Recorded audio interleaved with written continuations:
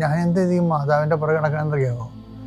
ഇവരെ പോലെ ക്രിസ്തുവിനെ ജീവിക്കാൻ വേറെ ഒരു മനുഷ്യനില്ല. മാതാവിനെ തൊടണ സൂക്ഷിച്ച് തൊട്ടില്ലെങ്കിലല്ല.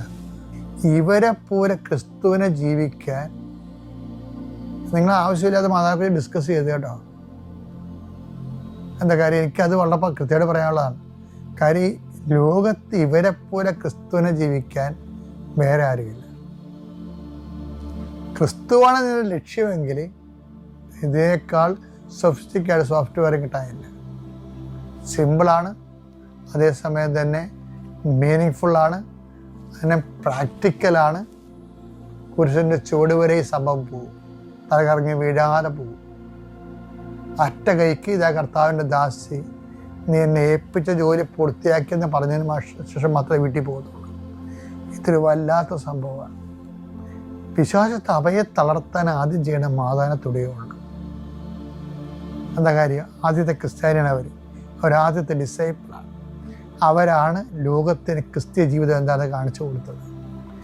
പൗലോസിനൊക്കെ പറ്റിയ അബദ്ധം എന്ന് പറയുന്നത്, എന്തെങ്കിലും അബദ്ധം പറയുന്നത് മാതാവിനെ കണ്ടുമുട്ടാൻ കഴിയാതിരുന്നത് തന്നെയാണ്. അതിൻ്റെ പേരിലേക്ക് അങ്ങേരുണ്ടാക്കിയ ഒരു ജീവിത രീതിയുണ്ട്.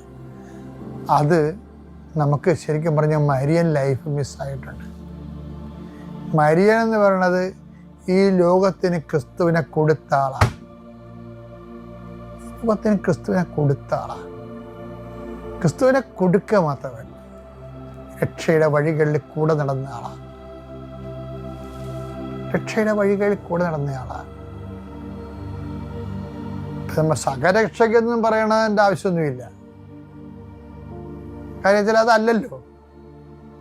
അത് ആദിമസഭ എന്താ അനുഭവിച്ചത് പത്രോസ് പറയും, മറ്റൊരുവൻ രക്ഷയില്ല. കാര്യം രക്ഷയ്ക്ക് വേണ്ടി ക്രൂശിക്കപ്പെട്ടത് കർത്താവ് മാത്രമാണ്.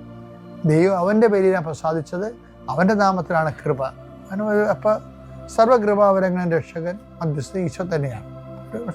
പക്ഷേ അതിൻ്റെ പേരിൽ മാതാവിനെ തൊഴാന, മാതാവിനെ നിഴലിൽ നിർത്താൻ ആരും നോക്കരുത്. നോക്കിയാൽ യു വിൽ മിസ് ജീസസ്. നമുക്ക് ജീസസിനെ മിസ് ചെയ്യിക്കണമെന്ന് ആഗ്രഹിക്കുന്ന ഒരു ഇരുട്ടിൻ്റെ ശക്തി എന്ന് ലോകത്ത് പ്രവർത്തിക്കുന്നതെന്ന് ഓർക്കണം നിങ്ങൾ. ലോകത്തിൻ്റെ ക്രിസ്തുവിനെ കൊടുക്കുമ്പോൾ മറ്റു 4 പെണ്ണുങ്ങളെ കുരിശിൻ്റെ ചുവട്ടിൽ നിൽക്കണം എന്ന് പറഞ്ഞത് ആര്? അമ്മ നിന്നുകൊണ്ട് നിന്നതല്ലേ.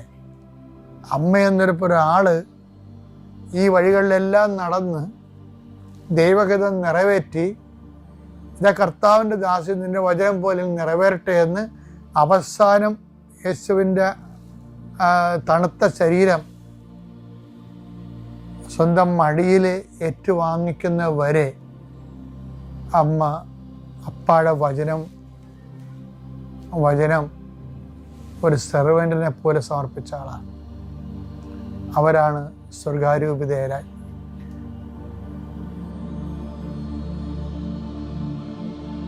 ക്രിസ്തുവിൻ്റെ ആദ്യ മധ്യസ്ഥം അമ്മ ഒരു സ്ഥലത്ത് കൊണ്ട് ഒപ്പിട്ടാൽ പിന്നെ ക്രിസ്തു ഈശോ ആ ഒപ്പിൻ്റെ പുറത്ത്